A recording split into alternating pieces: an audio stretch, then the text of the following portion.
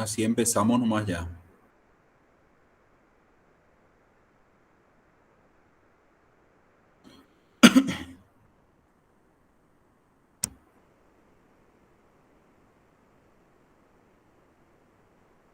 ¿Qué tal? ¿Se puede ver bien ahí? Si me avisan.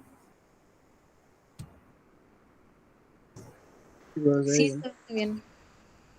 Bueno, entonces vamos a hablar sobre la hemorragia digestiva baja, una clase de aproximadamente 40 minutos. Para los que no me conocen, soy el doctor José Mesa, de la sección de coloproctología, dependencia de la unidad de cirugía general del Hospital Central del IPS. Y bueno, vamos a tocar así a grandes rasgos lo que es la hemorragia digestiva baja. Como ustedes pueden, como ven ahí, el nombre lo dice prácticamente todo. Un cuadro que es muy habitual y muy casual, sobre todo en las urgencias de cirugía. Y qué es lo importante aquí para ustedes es sobre todo determinar cuáles son los signos y síntomas en el que ustedes deben estar atentos para poder determinar una enfermedad de esta índole, que por cierto no deja de ser una enfermedad bastante compleja, complicada y a veces de un manejo, sobre todo un manejo rápido y precoz para poder evitar a que el paciente llegue a cuadros muy graves o inclusive a la muerte. Entonces se debe actuar de una manera bastante rápida. Y de ahí la importancia que ustedes tienen que manejar en cuanto a lo que son los signos y síntomas. Bueno, en cuanto a lo que es el concepto de la hemorragia digestiva, todo sangrado que proviene del tubo digestivo se puede manifestar tanto por la boca como a través del ano. Entonces, hoy vamos a abocarnos específicamente a lo que es la hemorragia digestiva baja, que representa un 20%, como dice aquí, de todas las hemorragias digestivas. La gran mayoría de las hemorragias son de origen alto, generalmente a nivel del estómago o el duodeno. Pero a partir del ángulo de Trace para abajo, nosotros catalogamos las hemorragias como bajas. Ese es el parámetro que tenemos. Y dentro de las hemorragias digestivas bajas, casi en un 95% de las hemorragias suceden a nivel del marco colónico. Muy pocas son las hemorragias que vienen del intestino delgado. Casi todas provienen del colon, desde el ciego al recto o al ano. En cuanto a lo que es la epidemiología, podemos decir que las hemorragias digestivas bajas representan un 20% de todas las hemorragias y la incidencia es más o menos de 20 pacientes por cada 100.000 habitantes al año. No es muy frecuente el cuadro como otras urgencias, pero bueno, se da mucho en pacientes de sexo masculino, sobre todo en adultos mayores. Y por suerte, para bien nuestro, la gran mayoría de las hemorragias digestivas bajas son autolimitadas. ¿Eso qué quiere decir? Que con un manejo rápido, precoz, médico, eh, paran espontáneamente y el paciente no requiere ningún tipo de procedimiento quirúrgico ni invasivo. Pero bueno, vamos a ver también cuáles son esos, más adelante, cuáles son esos procedimientos que un paciente puede requerir. Entonces, más en varones, en adultos mayores, varones. Si quieren hacer alguna consulta o alguna pregunta referente a la diapositiva, les pido que pregunten. Sin problema pueden parar nomás la presentación y preguntar, así para que no se les pase la pregunta que quieran hacer. Yo no tengo ningún inconveniente que ya vayamos durante la presentación dialogando y sacando las dudas que ustedes puedan tener, ¿sí? De igual manera, a final de la presentación va a haber también un tiempo para preguntas y respuestas, pero no tengo problema que me paren. Aquí podemos ver en los diferentes grupos etarios, ¿verdad? Se pueden presentar en niños, en bebés, en el adulto joven, mayor. Y como ven, predomina en el varón el cuadro de la hemorragia digestiva. En niños muchas veces podemos ver pólipos juveniles, duplicación intestinal, malformaciones vasculares. Generalmente son los cuadros típicos de hemorragia digestiva baja. Menos frecuente un Meckel o una enfermedad inflamatoria que se puede ver en adolescentes o en adultos ya mayores. Pero sí a veces reduplicación intestinal, malformaciones vasculares se pueden ver en niños, lactantes. Así también en adolescentes sí es más frecuente el divertículo de Meckel. Generalmente se manifiesta en el joven. Una enterocolitis infecciosa también puede generar hemorragia digestiva. Aquí se puede ver la fiebre tifoidea, que ya es, no es muy fácil ver este tipo de hemorragias, pero sí. Divertículos de Meckel o enterocolitis son muy frecuentes en el adolescente. El pólipo juvenil también es frecuente en el adolescente. Causas de hemorragia digestiva. Tenemos que pensar realmente según el grupo etario. ¿Por qué? Porque ahí nosotros podemos determinar cuáles son las enfermedades que puede estar teniendo el paciente. Probablemente en un niño o joven no vamos a buscar una enfermedad inflamatoria intestinal o un cáncer o una enfermedad diverticular. Vamos a pensar en otras cosas. Por eso es importante el grupo etario. En el adulto joven, por ejemplo, ahí sí podemos hablar de una enfermedad diverticular del colon, también una enfermedad inflamatoria como una colitis ulcerosa o una enfermedad de Crohn. Ya se puede ver en los adultos jóvenes, hay que pensar siempre eso. Los pólipos, el cáncer colorectal, que también ya se va presentando a partir de los 45 años más o menos. Nosotros ya estamos viendo mucho cáncer, cada vez se ven en pacientes más jóvenes. Antes era una enfermedad que se veía en los pacientes mayores de 60, hoy hay pacientes de 40, 45 que ya están siendo diagnosticados con el cáncer y mucha hemorragia debido a este cuadro. Patologías orificiales también son muy frecuentes en los adultos, sobre todo en el adulto joven. El adulto joven presenta mucha patología orificial, pero bueno, la característica del sangrado de una patología orificial es diferente a una patología colónica. El sangrado se manifiesta de una manera distinta. Entonces, yo creo que ahora podemos descartar un poco lo que son las patologías orificiales y sí abocarnos un poco más a lo que es la hemorragia de origen colónico. Y en los ancianos, en el adulto mayor de más de 65 años, ahí sí no tenemos ya muchas opciones. Siempre tenemos que pensar en una enfermedad diverticular o en un cáncer o una angiodisplasia. Básicamente en esos tres diagnósticos redunda lo que es la hemorragia en el adulto mayor. Y ahí también habla de la isquemia intestinal, que sí es una enfermedad poco frecuente, pero que siempre no hay que menospreciar una isquemia intestinal o una colitis isquémica que pueda producir también una hemorragia en el adulto mayor, pero con menos frecuencia.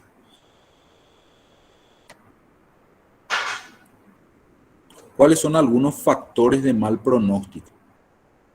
Generalmente la edad, a mayor edad, por supuesto que vamos a tener un peor pronóstico porque los adultos mayores ya tienen muchas enfermedades de base, a veces son diabéticos, hipertensos, tienen alguna que otra cardiopatía o cardiomiopatía, tienen problemas renales. Entonces, cuanto mayor es el paciente, siempre vamos a tener mayor riesgo de que el paciente pueda complicarse por otros factores. Como dice ahí lo segundo, la comorbilidad. Pacientes cardiópatas, diabéticos, hipertensos. Así como también la pérdida de sangre es un factor de mal pronóstico. No es lo mismo que venga un paciente que comenzó el cuadro que comenzó su cuadro de hemorragia hace unas horas, pero tenemos un paciente que hemodinámicamente está estable, a que si tenemos ya un paciente que está sangrando hace 24, 36 horas. Entonces, la magnitud en cuanto a lo que es la cantidad de pérdida de sangre es muy importante. A veces los pacientes ya te vienen con un 60, 50, 60% de la volemia y ya perdieron un 30 o un 40% de la volemia, vienen en muy mal estado general, chocados. Entonces hay que reanimarle lo más rápido posible. De esa reanimación vamos a hablar después en qué consiste, pero como dice ahí en el último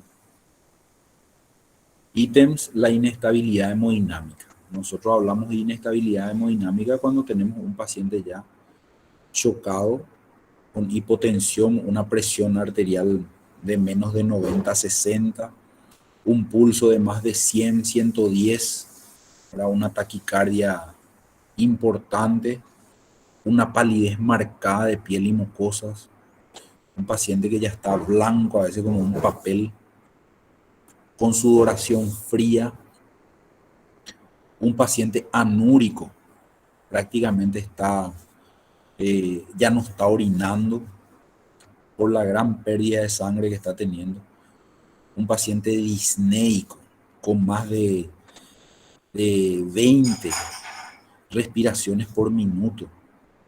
O sea, es un paciente que está en un probable shock hipovolémico y tenemos que reanimarle y resucitarle lo más rápido posible. Esos pacientes suelen venir en la urgencia y se ve más en pacientes con hemorragia digestiva alta. La pérdida es mucho mayor cuando es una hemorragia digestiva alta.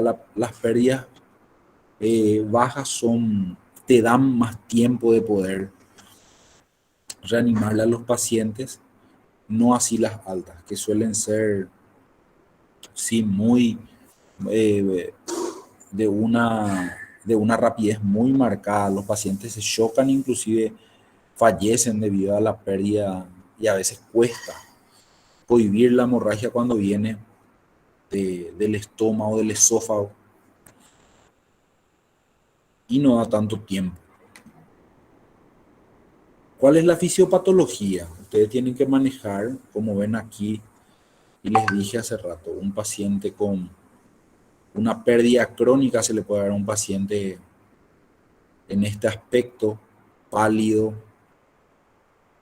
con pérdida de la turgencia o elasticidad de la piel debido a la deshidratación que produce también un cuadro hemorragíparo crónico. Un paciente consumido, si es un adulto mayor y pensamos en una patología crónica, generalmente las pérdidas de sangre en este tipo de pacientes son ya de semanas o meses inclusive. Si pensamos en un cáncer o en una enfermedad inflamatoria intestinal. En un paciente joven se puede ver así este rostro de angustia, sudoración, palidez, midriasis.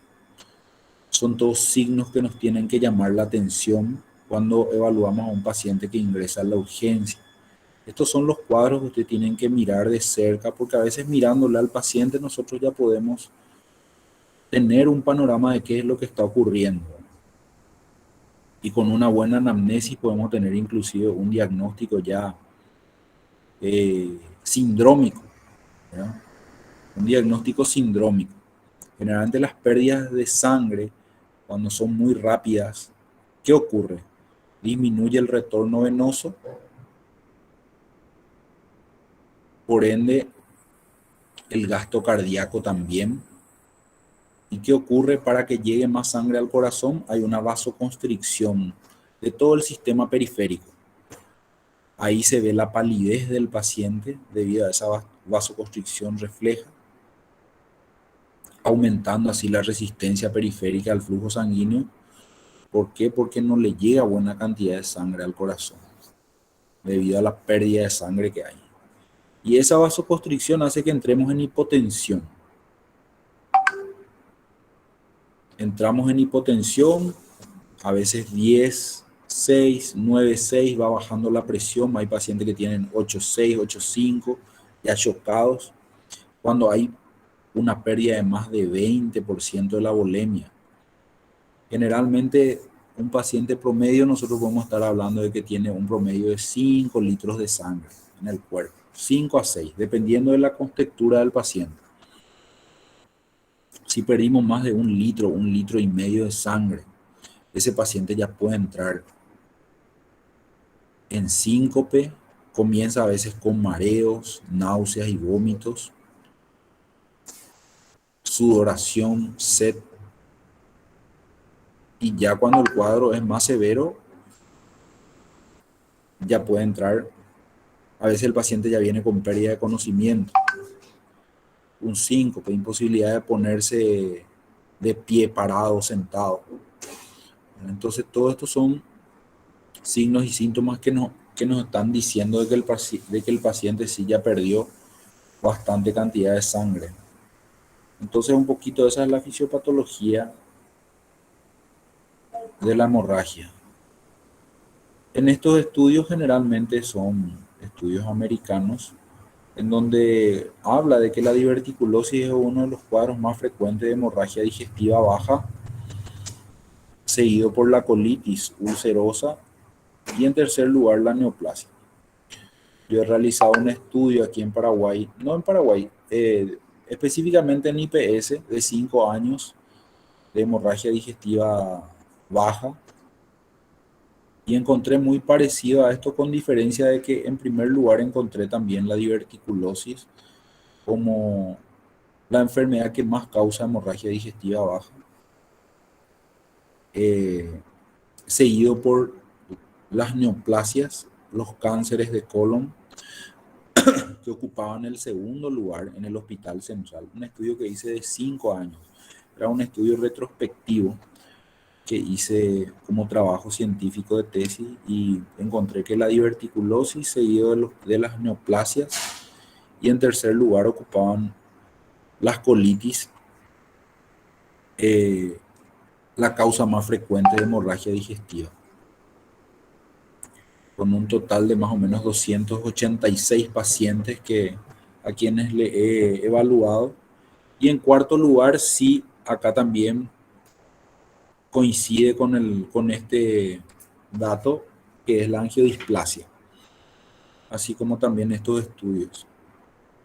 O sea, no estamos lejos de este tipo de trabajo. Eh, ¿Cómo se manifiestan los cuadros de hemorragia? Esto es importante que ustedes puedan determinar, sobre todo cuando hablan con los pacientes, cuando le evalúan.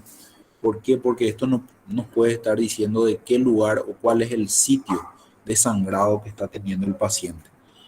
Por ejemplo, si tenemos una hemorragia de esta característica, a esto le llamamos rectorragia. Es un sangrado nuevo, fresco, reciente, muchas veces puede provenir de la región perianal o del recto inferior.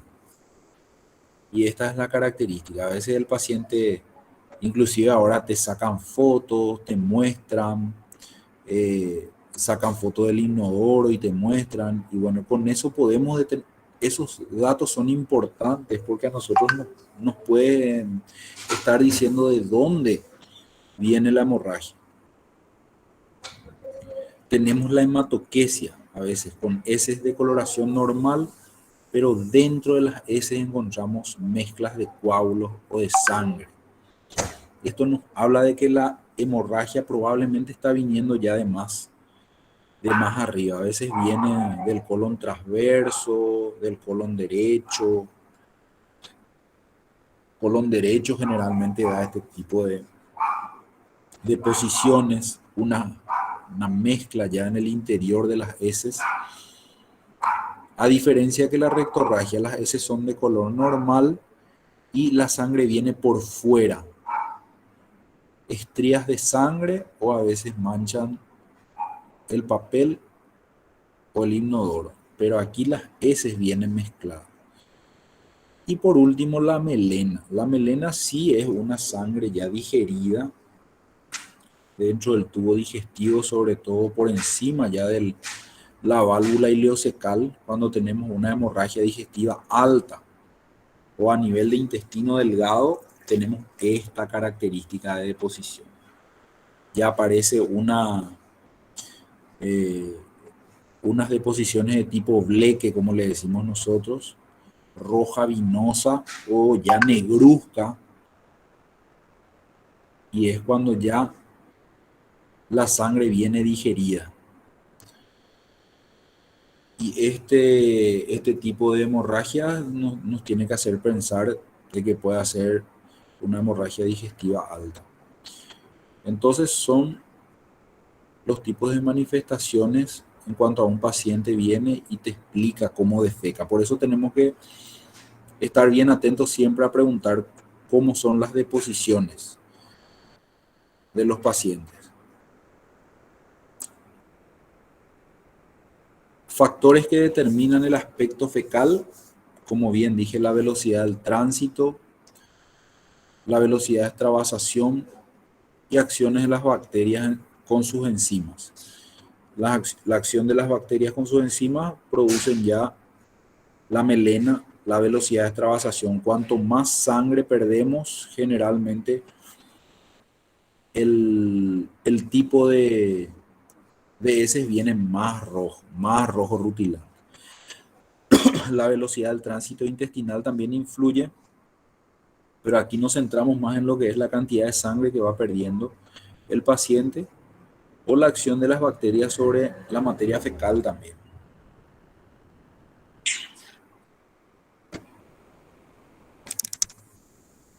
¿Cómo podemos clasificar la hemorragia? Podemos clasificar en aguda, crónica, oculta. Pero si nos centramos en lo que es la aguda, que es lo que más nos interesa, porque es la hemorragia que nosotros debemos resolver rápidamente, puede ser leve, moderada, grave, según la cantidad de sangre que según la cantidad de sangre que el paciente pierda.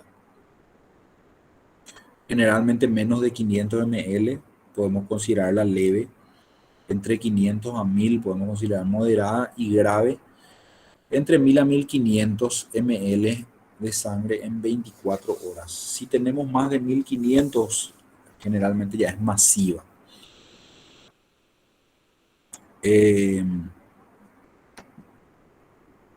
Las causas pueden ser anales, rectales, colónicas o intestinales. Como vieron ustedes, imagínense del ángulo de Trace para abajo todos los órganos que ahí pueden sangrar. El intestino delgado, un divertículo de Meckel, angiodisplasias.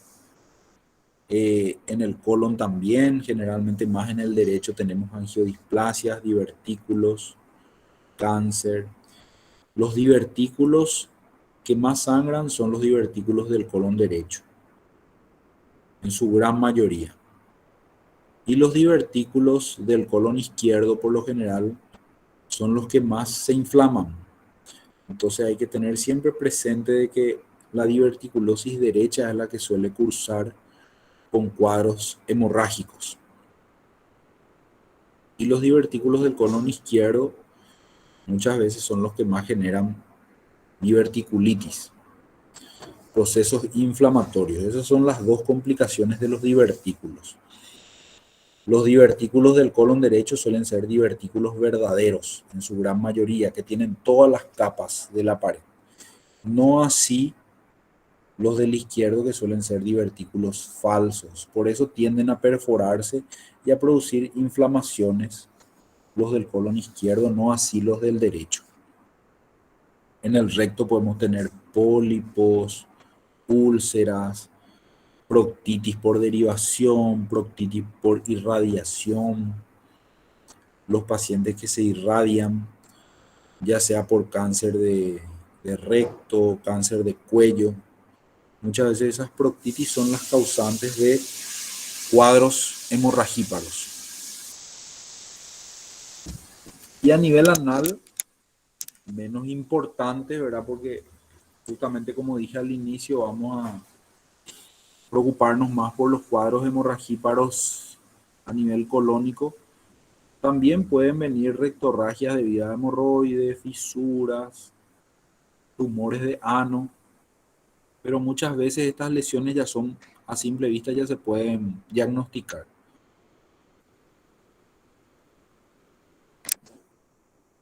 ¿Qué tal hasta acá? ¿Está claro o hay alguna duda, algo que quieran preguntar? ¿Se está entendiendo? Sí, profe, súper. Bueno, aquí ven algunos cuadros muy característicos de hemorragia digestiva. Por ejemplo, el más habitual es el divertículo. Como ven acá, un divertículo con un sangrado, un divertículo colónico, es una de las causas más frecuentes de hemorragia digestiva baja. Métanse eso en la cabeza porque ahí tienen ganado el día. ¿Cuál es? Y suele ser pregunta de examen. ¿Cuál es la causa más frecuente de hemorragia digestiva baja? Y es la diverticulosis colónica. También tenemos la angiodisplasia, como ven, neoformaciones o malformaciones vasculares que eventualmente se encuentran en el intestino delgado o se encuentran en el colon derecho, eventualmente en el colon derecho. Estos cuadros o estos pequeños vasos suelen producir también pequeñas hemorragias que a veces se manifiestan como hematoquesia o inclusive también una sangre roja vinosa tipo bleque, porque vienen del intestino delgado en pacientes adultos, en adultos mayores sobre todo, en adultos mayores.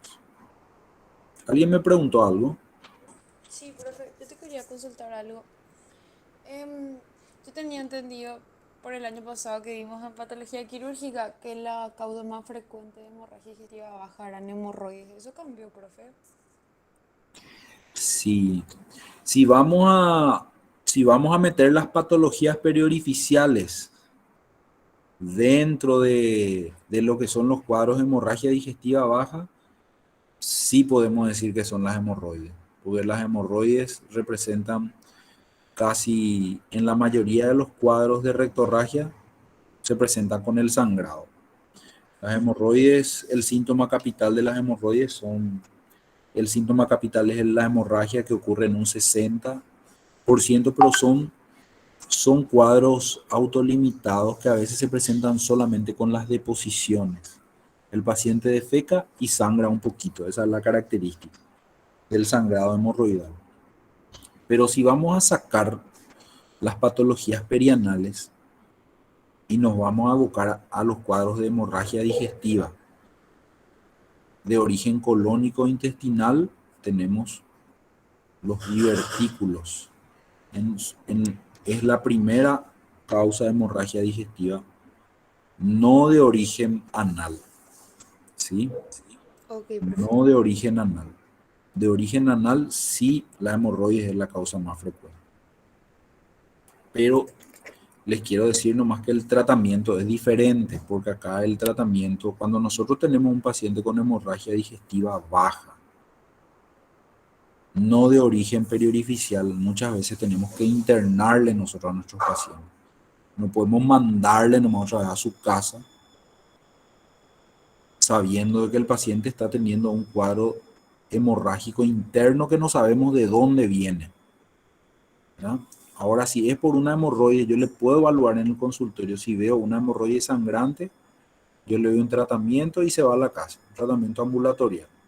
Si veo una pequeña fisura anal como la que ven acá, que sangra, también yo puedo darle un medicamento al paciente, una crema, una pastilla para el sangrado y puedo manejarla en forma ambulatoria. Lo mismo, ante una lesión hemorroidal como esta, puedo tratar en forma ambulatoria, pero no así un sangrado de origen colónico o de intestino delgado.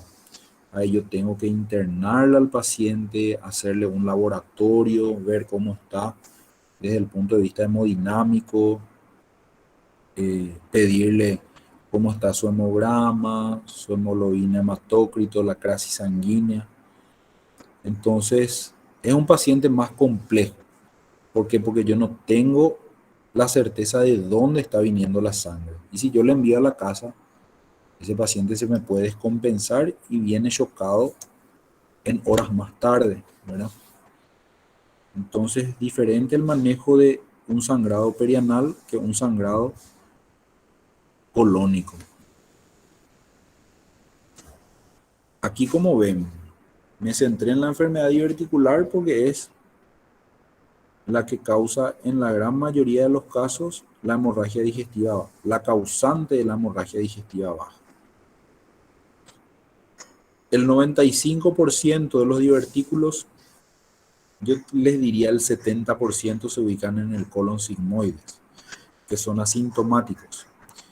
Y la diverticulitis se ve más en el colon izquierdo, no así la hemorragia que se ve más en el colon derecho, no inflamado como dice acá. Y como ven acá y dijimos al inicio del tratamiento, en un 80 o en un 90% la diverticulosis o la hemorragia digestiva de origen diverticular para en forma espontánea. Y hay un 10% que puede requerir un procedimiento quirúrgico. Aquí dice 20, pero yo les diría un 10%. De 10 pacientes, uno probablemente necesite cirugía. Entonces, es la causa más frecuente de hemorragia digestiva baja que no sea de origen perianal. El diagnóstico. El diagnóstico eventualmente la clínica es mandatoria. Ustedes tienen que sí o sí tomarle los signos vitales al paciente. Presión, pulso, respiración. Tienen que sentir la textura de la piel si el paciente está deshidratado, tiene una piel que no retorna rápidamente, la turgencia está disminuida. Todo eso tienen que ustedes evaluar a un paciente que llega con hemorragia. Y eso se hace rápido. No tienen que perder mucho tiempo. Al mirar al paciente, miran la conjuntiva, evalúan con su linterna si el paciente no tiene una midriasis, una miosis. La temperatura de la piel, generalmente la temperatura de un paciente que está sangrando, tiene una piel fría, tiene intolerancia al frío, cuando ya perdió mucha sangre, o sea que la clínica es mandatoria. Un paciente que tiene una palidez marcada ya cuando perdió mucha sangre, taquicárdico, disneico, hipotenso. Entonces, no se olviden de eso. Tóquenle al paciente, contrólenle, y esto se puede hacer en menos de 2 minutos, se puede hacer todo este examen físico. Y si el paciente les dice, sí, yo defeco negro o hace 48 horas que estoy eliminando sangre por el ano, entonces ustedes tienen la obligación de hacerle una revisión del recto y del ano con un tacto rectal. Y si tienen a mano, se puede hacer una endoscopía. Difícilmente eso lo tengan en una urgencia, pero un tacto rectal siempre tienen que hacer. Si están en una urgencia quirúrgica, de cirugía, nunca obvien un tacto rectal y una revisión de la parte anorrectal porque, como les dije, les aporta muchísimos datos. Y tienen que saber preguntarle al paciente cómo defecas, cuál es la característica de tu deposición, cuántas veces en el día, porque la sangre estimula el peristaltismo. Entonces, a veces cuando el paciente tiene un sangrado puede defecar entre 5 o 6 veces por día. ¿Por qué? Porque el cuerpo quiere eliminar la sangre del tubo digestivo. Entonces aumenta la peristalsis y el paciente defeca hasta 6 7 veces en el día cuando está sangrando. Si es negro, si es roja, la materia fecal, si viene mezclada con heces normales, todo eso que hablamos hace rato, ustedes le tienen que preguntar. Entonces, muy importante la clínica y ustedes ya pueden tener un parámetro de dónde más o menos puede estar viniendo el sangrado. Perdón. El laboratorio es muy importante.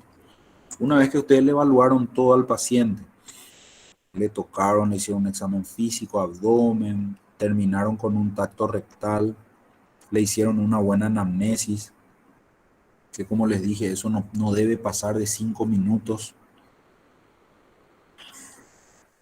Ustedes solicitan los estudios. Lo básico que tienen que pedir siempre es un hemograma, tienen que pedir una crasis sanguínea.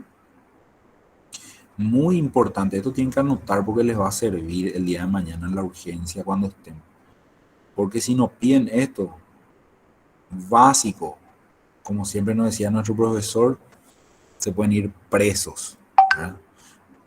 Ante un cuadro de hemorragia digestiva. Una crasis sanguínea, un hemograma para ver hemoglobina, hematócrito, glóbulos rojos y una tipificación.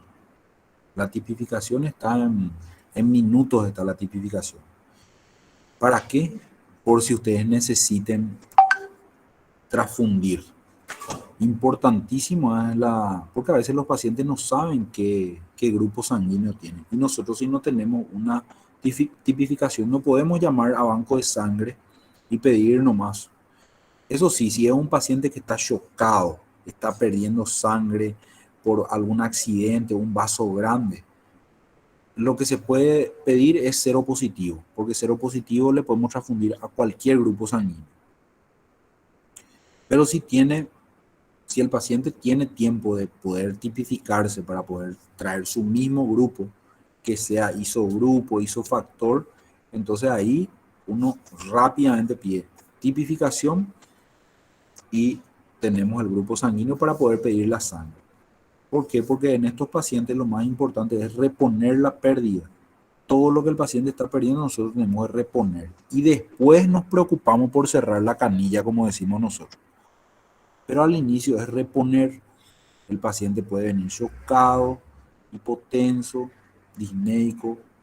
Lo primero que tenemos que hacer ante un laboratorio es si tenemos una hemoglobina baja, menor a 8, por ejemplo, o un hematócrito menor a 28, ese paciente ya tiene indicación de transfusión de sangre. Tenemos que transfundirle por lo menos 2 volúmenes de sangre y llegar a 10 o más de 10, porque se nos puede descompensar. Entonces, siempre hemograma, crasis, tipificación, para arrancar nomás con los laboratorios. Y nosotros después empezamos a pedir estudios más específicos, cuando ya le estamos reanimando a nuestro paciente. El paciente que ingresa con un cuadro de hemorragia digestiva, no tenemos que dudar en ponerle nosotros vía venosa central si está chocado, sino una vía periférica o doble vía para poder pasarle suero, plasma o sangre y una sonda vesical para controlar la diuresis, porque nosotros tenemos que controlar la diuresis a horario, a ver si el paciente no está orinando, está anúrico, y eso nos vamos anotando, todo nos vamos anotando. Entonces, siempre le ponemos la vía para hidratarle y le ponemos la sonda para controlar la diuresis. Un paciente con hemorragia digestiva tiene que estar bien monitorizado y controlado. Y después podemos pedir estudios más específicos si tenemos. En IPS, por ejemplo, tenemos lo que es la arteriografía.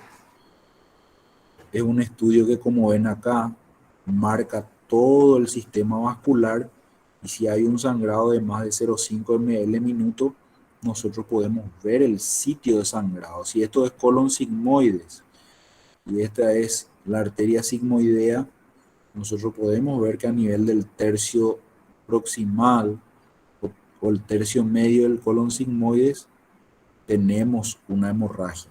¿Por qué? Porque acá hay una extravasación. Entonces, con este estudio nosotros podemos hacer embolización de la arteria que está sangrando si tenemos un equipo preparado. Si tenemos un equipo preparado,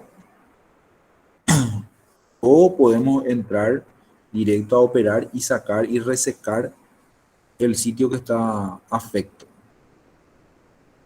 O hacemos una colonoscopía, que como ven acá, tenemos un divertículo sangrante y con unos hemoclips nosotros podemos cohibir esa hemorragia.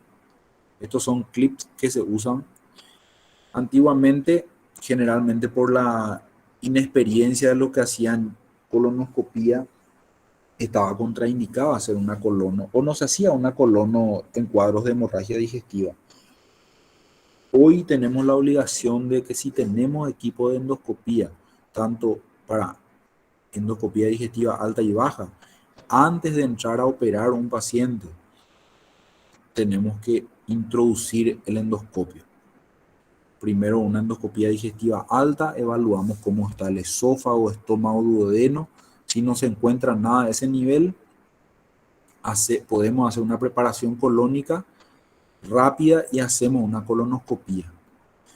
Y intentar de ver dónde está el sitio de sangrado. La efectividad de una colonoscopía en un cuadro de hemorragia digestiva baja generalmente es menor al 30%. Pero si nosotros podemos identificar el sitio de sangrado y cohibir la hemorragia con un equipo de endoscopio, ahora ya los endoscopistas ya son mucho más experimentados, ya tienen muchos equipos para procedimientos endoscópicos. Entonces, hoy podemos decir que si tenemos un equipo de endoscopía preparado, la urgencia generalmente siempre tiene que tener un equipo de endoscopía de urgencia. Entonces, metemos tubo y tratamos de cohibir la hemorragia por vía endoscópica. Y si no se puede por vía endoscópica, entonces ahí nosotros generalmente en consenso con el equipo de endoscopía decidimos operarle al paciente si el paciente no está mejorando. Por lo general no tenemos que esperar más de 36 horas o 48 horas en una hemorragia digestiva baja para entrar a quirófano. Si tenemos un paciente que ya ha recibido más de 6 volúmenes de sangre en un día, la clínica no está mejorando lo que es su tensión arterial, su disnea, su taquicardia, las emisiones de sangre a través del recto son muy frecuentes y vemos que el paciente no está mejorando, estamos obligados a meterle al paciente a quirófano y hacerle una cirugía. ¿Cuál es la cirugía propuesta para la mayoría de los pacientes que entran sin un diagnóstico de localización? Es hacer una colectomía total. Porque como ustedes ven, el 90 o más del 90% de las hemorragias vienen del colon, entonces tenemos que resecar el colon. La mayoría son de origen diverticular, neoplásico.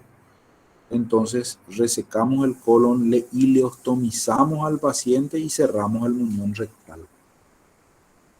Esa es la cirugía propuesta para los pacientes que ingresan a una urgencia y no se pueden cohibir con métodos mínimamente invasivos como la endoscopía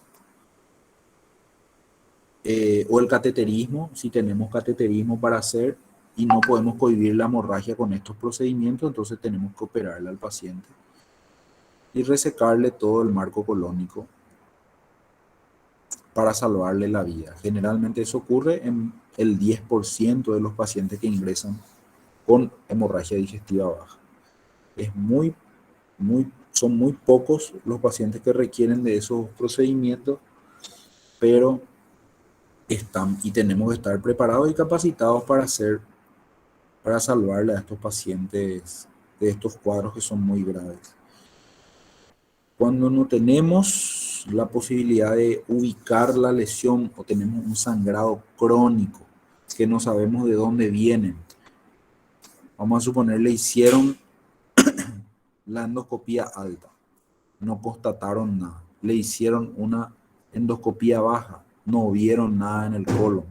Entonces ahí se pueden hacer las cápsulas endoscópicas, que son dispositivos que se utilizan para evaluar desde la boca hasta el ano, se pueden controlar con estos dispositivos que van filmando en en un espectro de 360 grados todo lo que es el tubo digestivo. Ahí se pueden ver angiodisplasias, divertículos, úlceras, procesos inflamatorios dentro del intestino delgado. Pues generalmente esto es más para evaluar intestino delgado. ¿Por qué? Porque al colon, al estómago y al duodeno tenemos acceso con el endoscopio. El esófago también, ¿verdad? Todo eso podemos ver bajo visión directa con el endoscopio, pero el intestino delgado, que miden aproximadamente 5 metros, eso sí no podemos ver con el endoscopio. Entonces sí, ahí podemos usar este tipo de dispositivos que se usa mucho. Y si encontramos la lesión, podemos tratarlas en forma quirúrgica, ¿verdad? También. Para eso sirve la cápsula.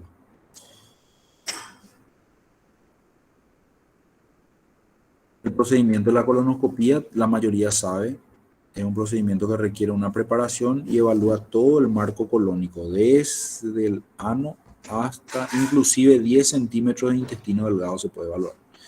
Y con este equipo se pueden hacer muchos procedimientos: cauterización, resección, colocación de hemoclips. Muchos procedimientos se hacen por vía endoscópica. Cada vez se hacen mejores procedimientos y los endoscopistas cada vez están mejor preparados también para cualquier tipo de procedimiento endoscópico. Entonces esta es una opción antes de una eventual cirugía. Y bueno, y vamos terminando. El manejo inicial, como les dije, cualquier paciente que ingresa a la urgencia, ustedes, hidratación fundamental, generalmente con expansores, suero fisiológico. Hay que colocarle al paciente siempre un protector gástrico para proteger, sobre todo si hay, siempre pensando en una hemorragia digestiva alta. Omeprazol se puede utilizar para proteger el estómago también de las medicaciones que el paciente va a ir recibiendo. Antihemorragíparos, generalmente se usa el etancilato, que es uno de los antihemorragíparos más utilizados. Se hacen los controles de signos vitales, tensión arterial, pulso, respiración, evaluar la diuresis a horario, eso se anota. Y si es necesario, después de nuestro estudio con nuestro laboratorio tomamos la decisión de transfundir o no si el paciente está con una hemoglobina muy baja, un hematócrito muy bajo. Entonces decidimos transfundirle, pero pedimos la tipificación para saber el grupo sanguíneo. Esos estudios generalmente están en media hora, 40 minutos. En una urgencia podemos tener el hemograma, la tipificación y la crisis sanguínea. Si tenemos algún problema en lo que es la crisis sanguínea, tenemos un paciente que está con un TP muy bajo, entonces ahí tenemos que evaluar generalmente la posibilidad de hacerle vitamina K, ¿verdad? Para mejorar el tiempo de protrombina, o si está necesitando hacerse algún tipo de infusión de plaquetas o plasma. Entonces para eso tenemos que tener también nosotros la crisis sanguínea. Si tiene algún problema de hemorragia, algún problema de hemorragia de tipo un paciente hemofílico o algo así, entonces sí tenemos que tratar la causa. Tenemos que eventualmente le llamamos a la gente que de hematología y bueno, se hace un tratamiento conjunto. Si es un paciente que tiene alguna enfermedad, en cuanto a lo que es problemas de crisis. El manejo específico, como ya dije, endoscopía alta y baja. Se puede hacer una angiografía si el sangrado es mayor a 0,5 ml minuto. Ay, perdón. Y cirugía ya si podemos obtener el sitio de sangrado, o si igual no tenemos el sitio de sangrado, tenemos que entrar a, como yo digo, a cerrar la canilla, ¿verdad? Porque mientras que el paciente esté sangrando, es un paciente que en cualquier momento puede entrar en shock y fallecer. Entonces rápidamente hay que actuar en estos pacientes. Generalmente no pasan más de 48 horas para resolver el cuadro.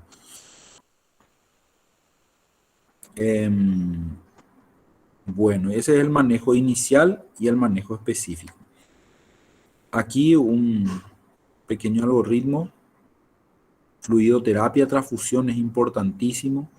El aspirado se suele colocar sonda nasogástrica para ver que no venga del estómago duodeno el sangrado. Si es positivo, se hace un tratamiento endoscópico, y si es negativo, entonces ahí podemos o debemos descartar el sangrado que sea del ano o del colon.